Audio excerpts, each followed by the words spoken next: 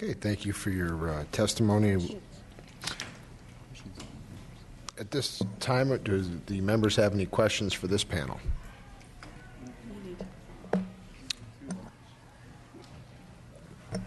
Okay, we'll move to Mr. Duvall. Good afternoon, Chairman Gray and members of the committee. My name is Nathan Duvall, and I am the Assistant Chief of the Bureau of Gambling Control's Compliance and Enforcement Section, more commonly referred to as CES. I would like to thank you for giving me this opportunity to speak today. My goal is to share with the committee what CES would need to effectively regulate legalized Internet poker and how CES would continue to accomplish its mission, which is to ensure the integrity of gambling in California with the inclusion of legalized Internet poker. CES is responsible for ensuring regulatory compliance and providing law enforcement services to California's 89 card rooms and 60 tribal casinos. This is accomplished by way of field offices located in Sacramento, Redding, Fresno, Los Angeles, Riverside, and San Diego, thus providing a presence throughout the state.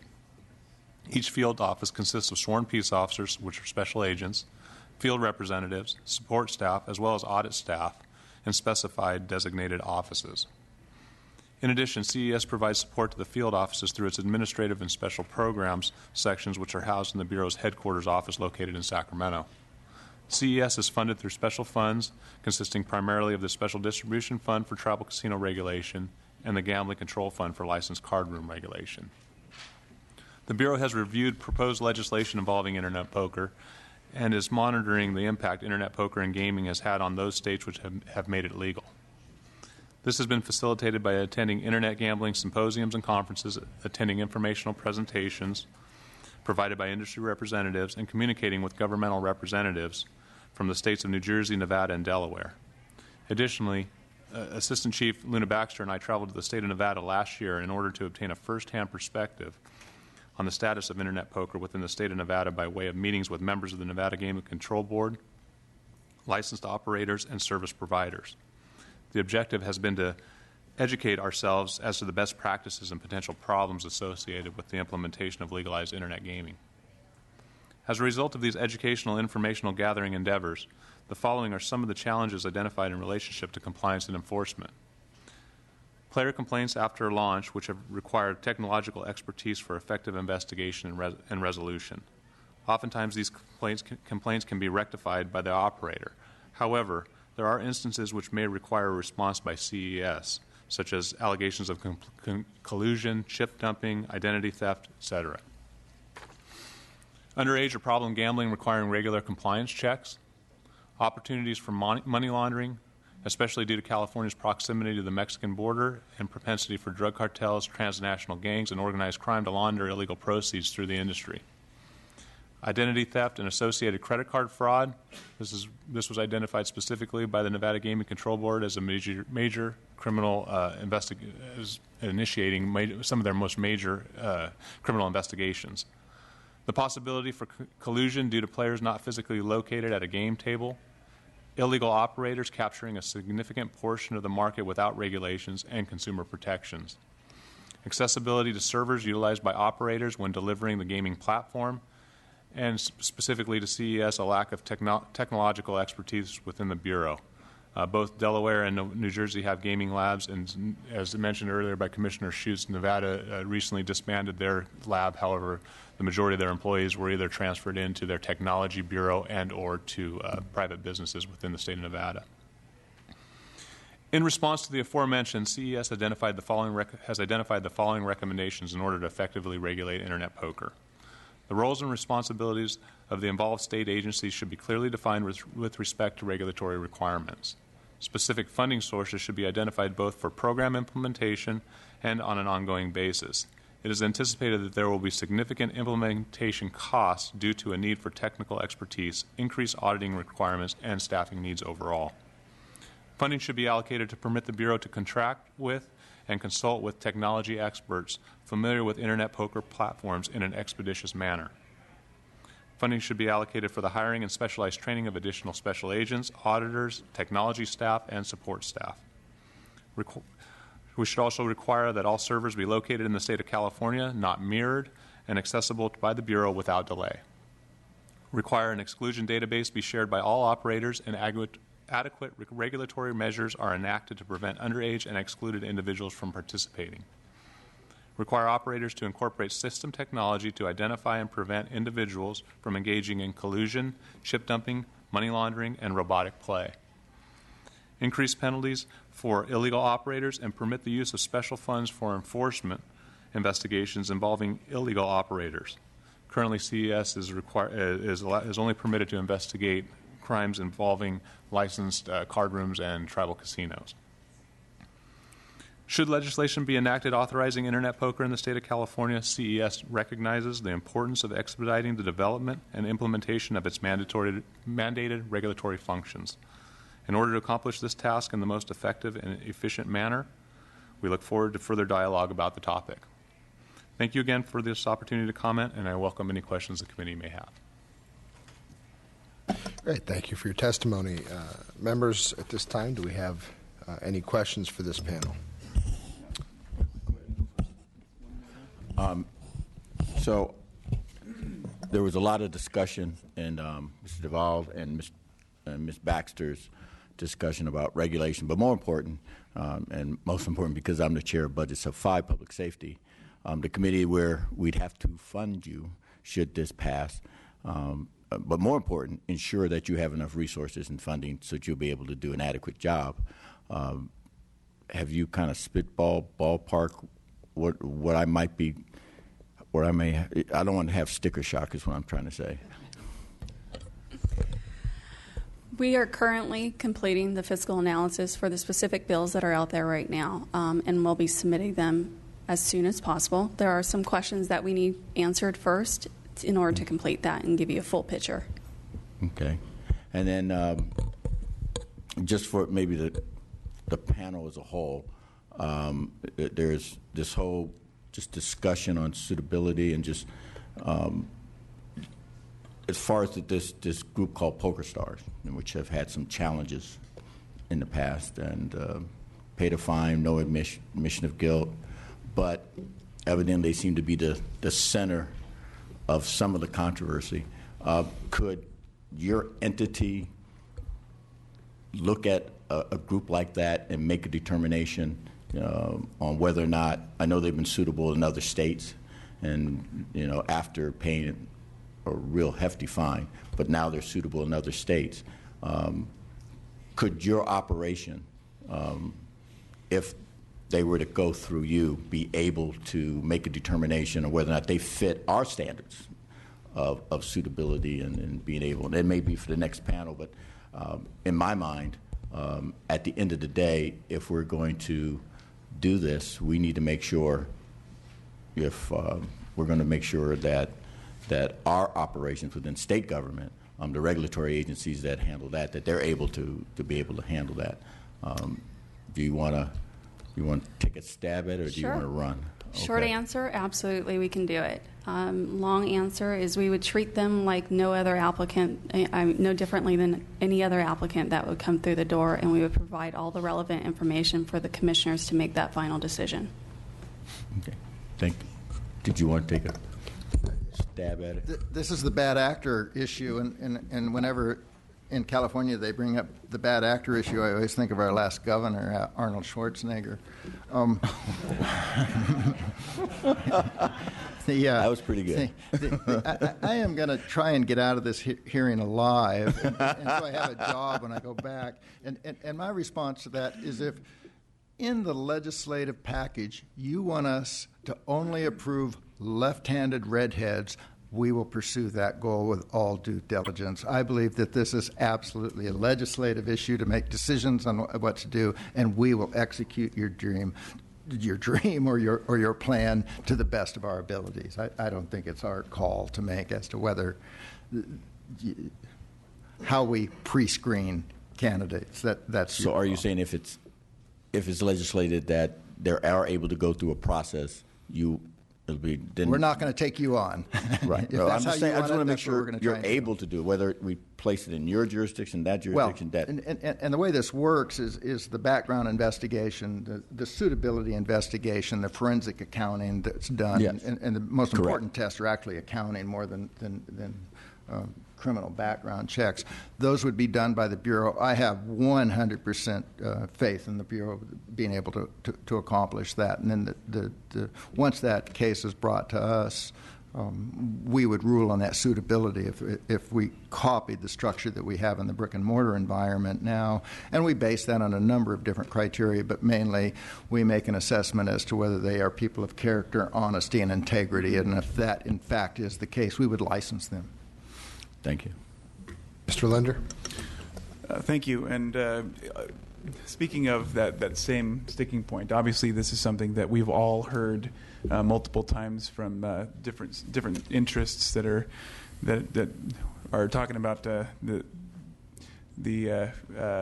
internet poker issue.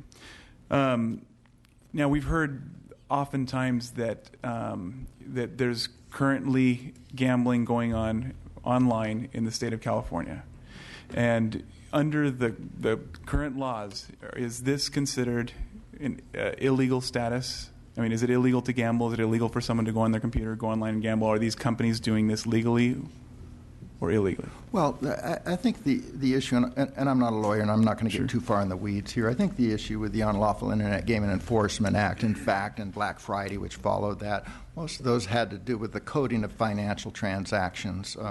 During those, there was a sporting goods store that didn't exist that was the largest sporting goods store in the world. That was a bad coding of those transactions. There was also a bank in Utah, Sun Bank, that was used.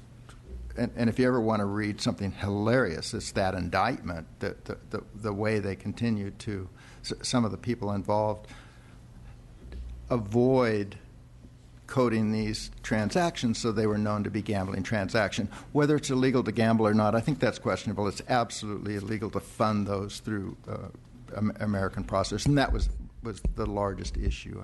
I think there's a debate on the other, and I'm not qualified to answer that question. Okay. And then the kind of follow-up question is: has there been any revenue that California has received due to this offshore activity, or since 2006? Well, and when you talk about offshore activity, there's a number of different components of which there's gambling taking place now.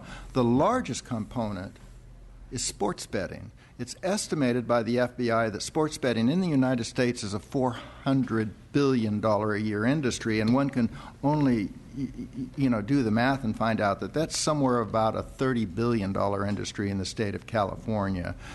And so that's the biggest component of illegal gambling that exists. It's not internet gambling per se on poker.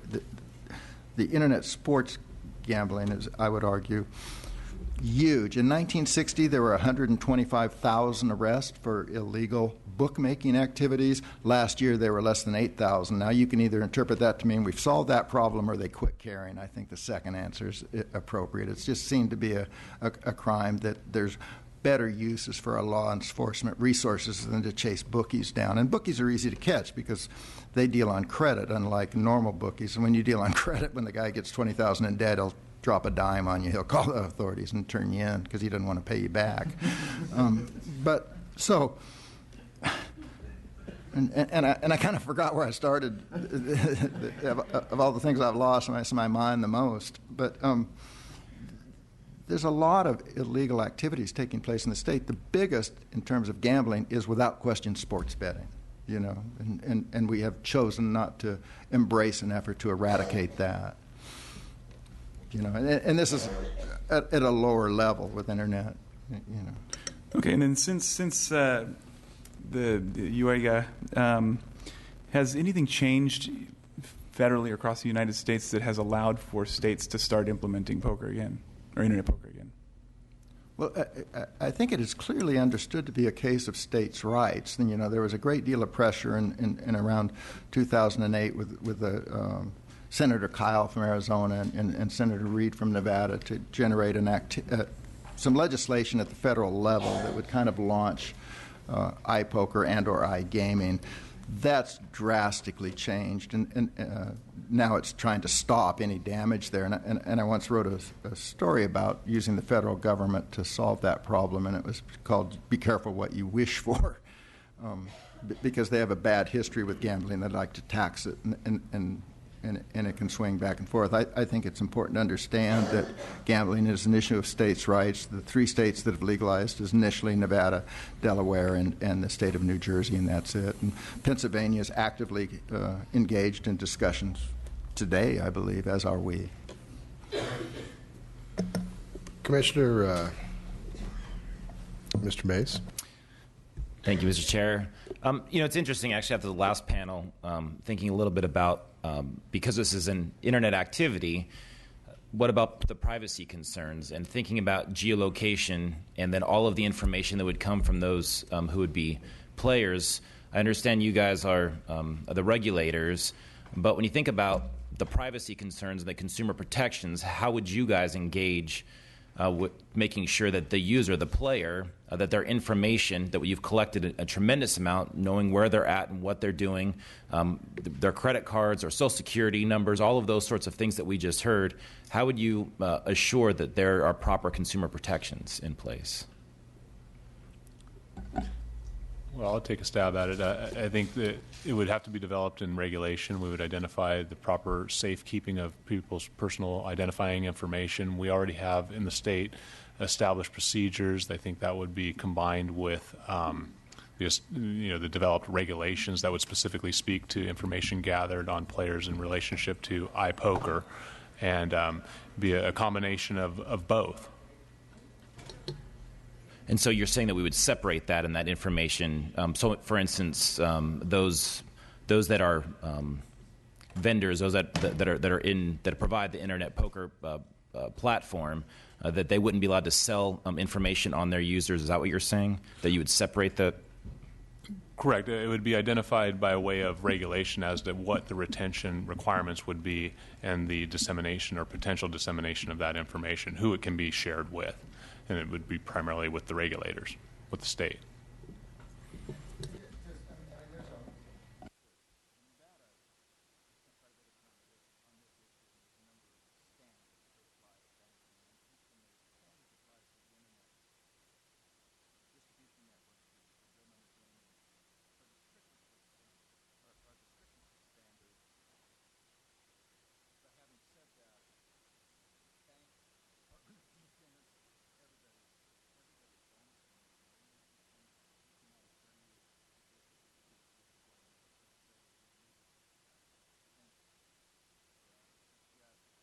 The standards employed in other states, which are the highest level of standards for customer and data protection. Commissioner, I want to drill down a little deeper on the suitability question, and certainly with all deference to left-handed redheads. The suggestion, and this is a big part of the point of conflict, it seems, on a host of these bills that have been introduced over the last 7 years.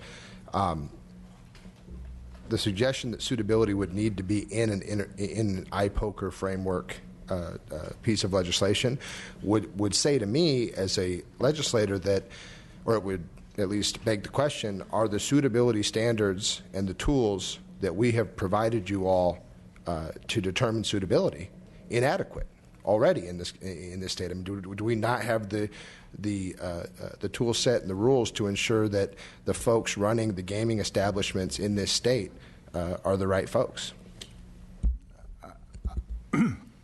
It's my opinion that we have adequate tools given to us in the Gaming Acts and the statute to ensure that the people that we license are of the highest honesty, character, and integrity. And so taking that comment, it seems to suggest that if we were to move forward with internet online gaming, that those same tools could be utilized to ensure that the folks entering that marketplace here in California were to the highest standard. Is that your testimony? That would be my testimony. And to go into that, in 2010, there was a PAC set up in the state of Nevada known REAL. And that was funded just short of $400,000. They contributed to 59 of the 63 legislators in that state. They contributed $10,000 to Governor Sandoval and $10,000 to his opponent in the election, Senator Reed's son. Were involved. They hired 2 regulators that had great reputations in the state. They flew people to their site and overseas. They did junkets and stuff like that. They made a big splash. Shortly thereafter came Black Friday, where the firm that had provided a lot of these political contributions had a number of the members of that firm had been indicted out of the Southern New York court. And Nevada is a state that's future absolutely is contingent upon a pristine image of its regulatory assets. And to have this event happen in Nevada was somewhat damaging to the image of the regulatory assets of that state. There was a rush by the politicians to return the contributions and things of that sort.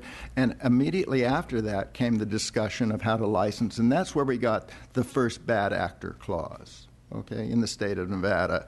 The state of New Jersey they had it in the legislation. When it got to Governor Christie, as I understand it, it was eliminated, and they do not have a bad actors clause. But in both instances, the legislature made that decision, and the regulators followed that decision and executed that mission as best to their ability as they could.